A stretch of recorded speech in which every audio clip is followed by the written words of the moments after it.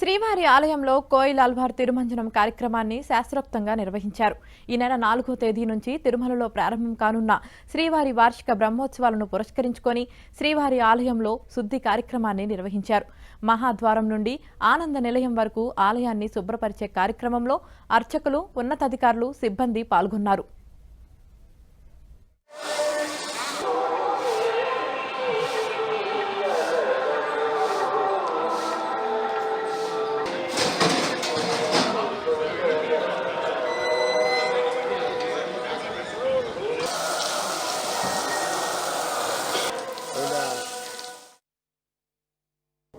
కోయిల్ అల్వార్ తిరుమంజనం అనేది ప్రతి సంవత్సరం 4 సార్లు చేయడం జరుగుతుంది.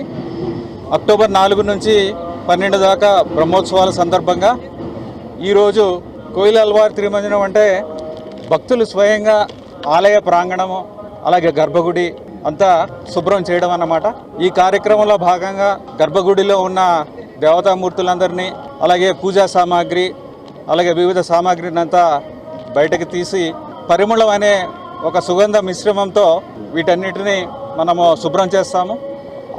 ఈ టైంలో మనము స్వామివారికి తెల్ల వస్త్రం కప్పి ఉంచుతాము.